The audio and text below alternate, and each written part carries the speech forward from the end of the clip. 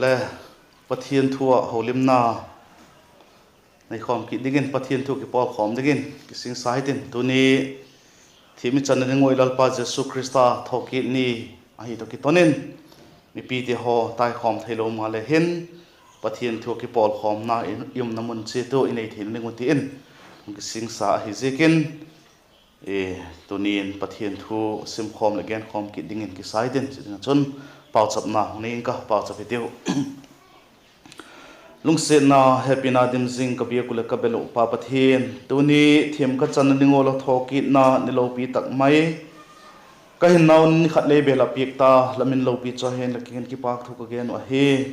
tuni nang ma thing thieng tho sim khom la gen khom ki dingin ka sing sawa nang ma kala ko hung pangin lang ke ma gen tu hin nang ma thu tak te be sa ka gen do nang ma doi da na ka gen do mi pi en le anga khite ho zo sin la thu tak cho hi bang tak he thiam thiding nangin ei pan pi ei mal som dil mal som na ka dono he kamimal malu ka poimo dan dong zuin la thui nei holim pi in la thui nei siam thakin ti in la pan pi na do yum tak mai la siam thak na do yum tak mai kalal pa doi tak mai jesu minin la kingin ka hong dono he amen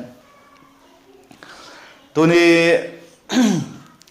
bible chang tel dengon zhan le khatot pakhat na bung khat na chang thuma ki pat chang ko chan hung siming katin zhan le khatot pakhat na bung khat na chang thuma ki pat chang ko saw pi hung siming ka kayon ka mu saw le ka het saw ma chu la kiengun le ka tak lang wa he te chon nangun le kayoto ki pol khom na la nei theina dingun ikipol khom nau chu pa to chapa jesu krista to ahi ikipak nau bukim theina dingin je thu te hi ka hun ji ko he thuvai thak akengo kipat ka he tu kha ka hun hil son chu je hi ahi pathian chu wa ka hen ama achun thim him ampoi ti he thimla ka ngalin ama to ka ki vop jingoi ti lew hin zogen hi wa thu tak le izui po he himale ama chu wa ka gol in ei maule wa ka yum chun ikipol khom jingun achapa thisanin igit lo naw zo se ei sil thien piek zel he gil lo na ka nei poi ti talew hen ei ma ki them hen thu tak chu ei ma wa poi igil lo naw thu phai cho yo chun igil lo na te ngai dam ding le idik lo naw zo se sil thieng dingin ama chu genumin adik he tuni ithupi dingo kadoya hile Khristian Hinkhua Lalpa zing apanina ding ahi Khristian Hinkhua Lalpa zing ahi kita amasa khan pakhat na igenta amasa khan chanchin pha johan inala jek bung som lenga chang thuma pat changa sungin ilazilu keima zingun keile nang mawin zinging ka ati ahin ama hin eima lo hun nei hilowin achang le nang ama to khom la hilam la hemil sa ka hiven aman einu si ngai lo hi ti het mi loading a hi ama ki tepna chu banghem iti hile hung hemil pong katin hung nu si ngai dik pong ka ti hi ilalpa jesu krista ki tepna hi ti het mi loading a hi Khristian khat hina hin pathian thu zil khom zingo izil khom jing dingo chule thagawlam I khang jing dingo hi apoi mo ma jing chu hi thagawlam khang te dan thagawlam khang te khang dan chu bangula hi em itile I bible in kitchen tak mai nei gen pika ji chule vaksim na la hitin peter le ka thot pakhat na bung ni na chang khata kipat chang thum tieng hin eigen pika peter le ka thot pakhat na bung ni na chang khata kipat chang thum tieng chun hitina giana chuti chun eng sin na zo si gu khel na zo si lep che na zo si en na zo si le gen sin na zo si hai sanun hok dam na la khan let theina dingun naw sen pieng limte golin thagawlam noi tui thieng chu du cha jingon lalpa phatna chu latep tangalun ati zatakin thagawlama piting te omding dan thagawlama khang to te omding dan chu ki chen tak mai ei gen pik a he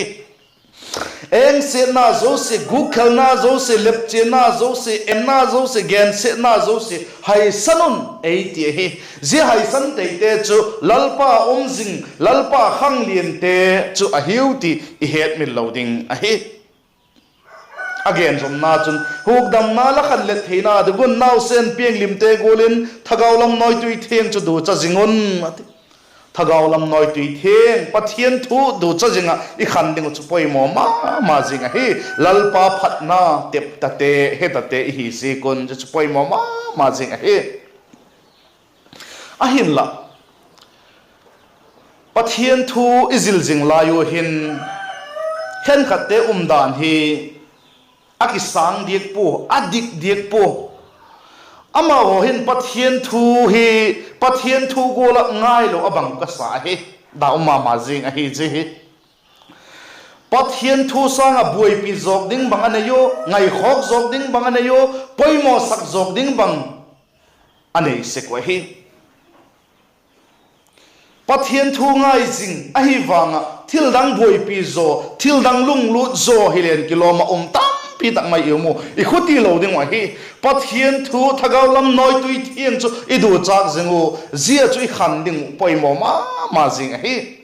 a chu ti lo hi chun ilalpa jesu christian elagen pi ji het min lo ding o poimo ka sak jikin wagen masanalai hitin ilalpa jesu christian elagen pi chanchin pha mathai nala ji bung sagina achun hiti alaji ka chang som de thum le som de lia chun kot khak ne wa chun lu tun man thai na lam zot na kot chu alinin alam pi le numin zelama chi chu tam le tamoi hinna lu na kot khak chu achi bin alam pi le ahaksan amute le tom cha he wate kot khak ne wa chun lu tun ei te hi pathian thu ngai chai tiu pathian thu sangin ngai sak jok doi jok ngai na jok bui pi jok ding nei da hi tiu katinu ma hi khovel thil te a hi lo le news a hi lo le thil chom loi le pai te ei su boi ding tamina hi le kot khak newa lalpa ei doi sakna chu ilu tu poi ma jing a hi a chu ti lo hi chun chang som ni le khat le som ni le thum ki kala again ki chu bang hem iti le mathai bung sagi som ni le khat bat som ni le thum chun lalpa ai ti thot van gam lut ding a hi jing po kapawa na dai gol hi te bep lut ding a hiu he zini tak chule mi tam takin lalpa laminin thu te ka gen sakin laminin thi tha te ka del dok sakin laminin thil mak tam tak le ka hi sak hilo hem alati naw himal ke ma na kengun nangu thil gi lo hi te ho ko ne khangai poi ka ke gi pat chi mangun alati tang ka ati pathian thu sang a boi pi zok ngai khok zok inayu a hi chun supite apai mo zo dang uma I he to ingai to hi chun zedaga lalpa ti kom a thil dang boi pi zo hi wa hi chun ilalpa jesu christian ni top ni le nangu thil gi lo hi te ho ka hone ka poi ei ti ding a hi ama thu sang a poi mo sak zok inayu hi chun ama ngai chun thil gi lo bol hiu ti I het me loading a hi zije ka chun hun chom cha hi jing le pathian thui ki pol khom na hin apoi mo pen ilung thim gil takun concentration sapte na te se ko ngai tu gun takin ngai tu in pathian thu in ki pi tiu katinum a hi chule pieng thak siam thak hi wa hi chun dan paudan doidan dudan ngai khok dan le than op ho hi le than op na te ho chun le I thak ding chu poimo ma jing a hi lam chu chan chun vak gen hi tin I chang te lu zhan le khathot pakhat na bung khat na chang khat pa da chang thum pa da chang ku ting isim tawa chang thum le chang li nan again chu kayun kamu saw le ka hiat saw ma chu la kingun le ka tak lang wa hi ti chun nangun le kayu tok ki pol khom na la het la nei theina dingun ikipol khom naw chu pa to chapa jesu christa to a hi ikipang naw bukim theina dingin ji thu te hi ka hon si ko a hi ati henmil lo hilding chu Khristian Hinkhua hi kipol khom na Hinkhua a hi Khristian Hinkhua ki ti chu kipol khom na Hinkhua hi ti I het mil lo ding a hi khát le khát cái Paul khom na bẹp hilovin pa Pathian to chapa Pathian to thagau thieng tho Pathian to cái Paul khom na hi ti I het min loading a hi tulai mi te ka ena Jesu hi taksa dan be pa he hi a hi chun dik loading a hi mi tam takin taksa dan be pa he hi le kilomin kamu daum ka sa hi taksa dan be pa en mu he ka ti chu bangka gen na hem ite hi le Jesu chu mi sudam thei mi suhau sa thei mi hi pil thei ti dana hete be hi hi chun lau umma ma hi Jesu taksa dan be pa hete a hiu cross ala khen den te ha Jesu taksa dan be pa hete a hiu ti I het min loading wa hi ale Pathian thu ikipol khom nau hi ikipak nawem ikipak nau abukim nadingin abukim thei nadingin tie hi zega chun ayu Pathian thu a media homang chai ki pol khom nau hi lakipak nawem nuom la sanawem ti chu eima che ki dot ding a hi Pathian to ki pol khom na chu changa nan again zoma changa nan again na chun thowai thak akienga ki pat ka he to ka hun hil son chu je hi a hi Pathian chu wa ka hin ama achun thim himam poi ti hi ati wa ka yum sung si wa ka yum sung bep chau chu Pathian to ki pol hiu ti na hi wa ka ti chu banggen na hi dem Pathian to khom jinggola ki gela lunggel ni Pathian to khom jing gola ki gela thil bolte Pathian to khom jing ki pol khom jing gola ngai to na na ya kam pau nei te zete chu wa ka te iti chu hi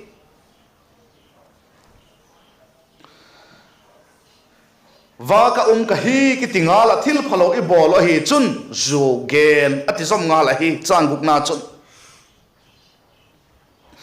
thimla ka ngalin ama to ka ki vop jingui tileu hin zu gen I hi wa thutak le I zui pu hi ati chat mai so bite Khristian ka hi wa kaum ka hi lalpa to khom jing ka hi ti kiti tingala thil phalo thil kilo la bol te hi chun zu gen la hi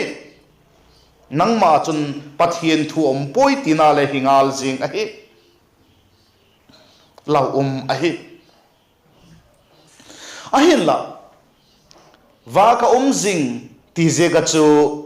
gil lo na ki ti chu bol ta ke lo tina le a hi diek po gil lo na neu cha le nei ta lo tina le a hi diek po chang sagi nan again zoma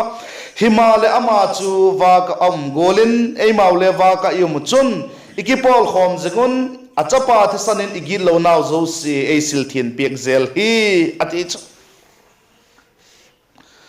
ama to ikiton jingwa hi chun igil lo naw neu cha te ho chule hedok hitino mo igil lo naw neu cha thil phalo neu cha ila bol khak te ho chule ki hedok hitino ama a ki phong zelin ama chun ei ngai dam zel eisil thien pek zel hi ti chu hetei ding hi wa hi chang te lo chang sagina atop na lama chun achapa thisanin igil lo naw zo se eisil thien piek zel hi ati chu het min lo ding wa hi eisil thien piek zel hi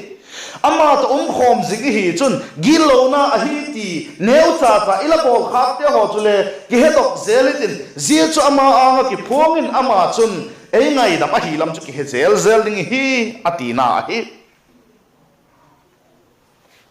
wa ka zing ti chu lalpa zing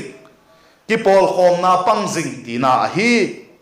zide chun gil lo na abol kha ko hi chun along them takun akisik sekwa hi ti het min loading a hi ahin la tulai igam Khristian din mun ka ena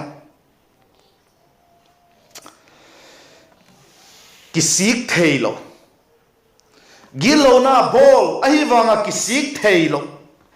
kisik lo hil atam talo I Khristian now hi kalau thong go hi ke chu lau thong go ka hi gilo na chubol hilele ki sik thei lo Khristian atam talota kai i Khristian na lau thong kai vangam tieng tun thei na ninga Khristian ki ti hinavem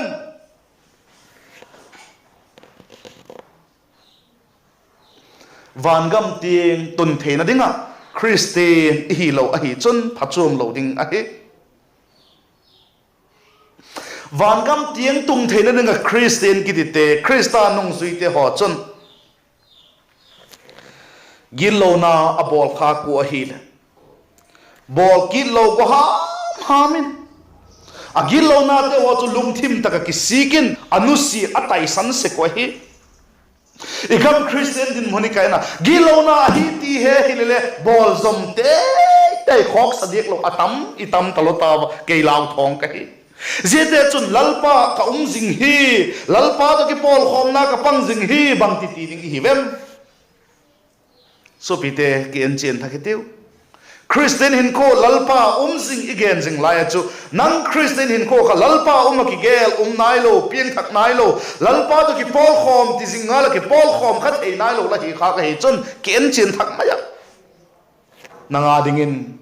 hun ki khel kha the hi hung vai ge kha thei la hi ti le het min lo ding hi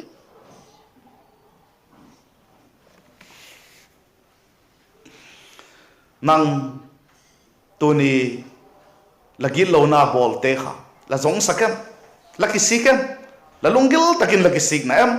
bol tak lo ham la tup na em ti chu nang ma le nang ma la ki dot ding a hi tunia la choi lai la phone chu setale ne bangzat siam phalovin lom thei dem ni khat ni jing le haksa sama ma ding hi wa hi iloi pai to ki pol khom na communication a hi lo le iloi pai te to ki ho na boi ding a hi tak je ga chun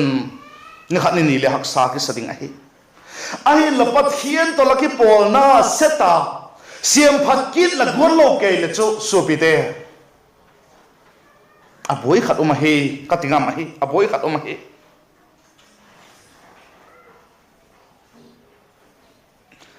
pathian to la ki pol na seta boita ahi wanga siam phat la gon lo le chu a boi khat hi ka tingam hi la ke chen thak ding ka doi ma jing a hi chang get na chun zon le khat khat na bung khat na chang get na chun gilo na ka nei poi ti ta lew hin ei ma ki them hen thu tak chu ei ma wa om poi ati piang thak ka hi tai gilo na ka nei poi la ti jeng a hi le je chu zo the hi nang ma gilo theina nature gilo theina taksa na lai la hi je ka chon gilo na ka nei poi ti thei te hilo la hi thei hilo ka hi a hi le banglo de chang kunan again igilo na thu phai choi chun igilo na te ngai dam ding le dik lo na zo se sil thing ningin ama chu aginumin adik he ate the bible masale he chule sa paw kun en le chin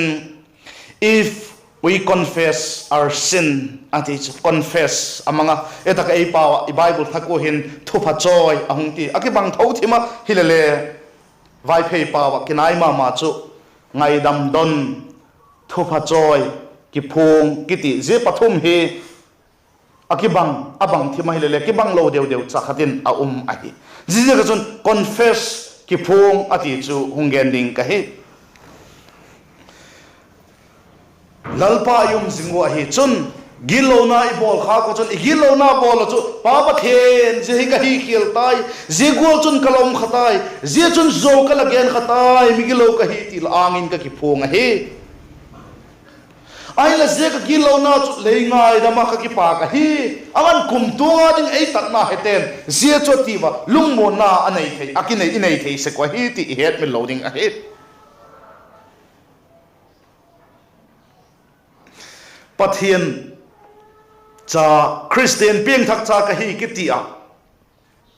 ama to ki pol khom jing ut hi chun igilo na teu chu ki phung jing ding wa hi agilo na im pathian to ki pol khom nom ta kom ti thelo a hi va ka yu ma hi chun ni neu cha cha le imu theya thim la ka yu ma hi chun nin imu thei lo a hi je ka chun lalpa zing hi chun inisin hin ko thil phalo neu cha cha che khale he thei hitin lalpa je chu kala hi khial thai je gol chun kalom khai ti thei bep ding hi ti iki het min lo ding a hi tonin Khristian Hinkhua Lalpa zing igen kita zina chun lalpa zing na chu ki pol khom na a hi ti igenu pa to chapa to thagau thing tho to ki pol khom na a hi je ga chun thil phalo bo ko ma chun ji ki pol khom na aum thei lo him him a hi ama chun thimum lo hi je gin ama to ki pol khom ka hi ti thima zing gilo bol jing ti thei lo hi ti I het min lo ding a hi Pathian na hinom te chu akisu thieng tho ding wa hi Jacob bungli changgit na khun ki chen tak mai again pika Jacob bungli changgit na khun ki chen tak mai again pik chu bang hem itile Pathian chu na yun ti chun aman le hun na yina nangok migilo te ho la khut sil thiengun la nangok mi phalem te ho la longgilu hi thiengun Pathian na hinom te chu akisu thieng se ko hi ti I Bible in ki chen tak mai again a hi chule isila phahet na te ho zo se hile athieng ding a hi la sila phahet nan thi mahung chan na em la sila phahet na chun Pathian pa Pathian cha pa Pathian thagau thieng tho to ke pola wa ka chu umin la ki hena em supite better tho khana bung khatna chang som le liat pa som le guk tieng khola sim le chen ke che tak mai ei la gen a hi tunin I namunu en hitino mita to iki pol khom na te ho en hitino mita to message ki thotna te ho le en hitino ilung lut na te ho le en hitino ihun piek tam na pen te ho le en hitino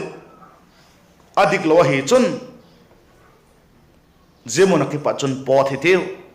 zemuna chu thim au ma hi chun nu se hitiu thil phalo apana hi chun zemun chu nu se hitiu ilalpa ama to ki pol ligin ela ngak zing a hi aman ama to ki pol ligin pa Pathianin ama to ki pol ligin ela ngak zing a hi the Bible chan top na ligin Korinthot ni na bunguk na ahin hitin ki gena chang som le ligi pathin som le git saupi vaksiming ka Korinthot ni na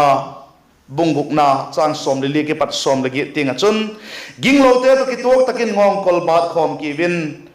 dikna le diklonan bang ahem ki wok na anayu ahilo le thim le wakin bang ki pol na ahem anayu Krista le burial in le bang ahem achan khom ahilo le ging tu le ginglo in bang ahem achan khom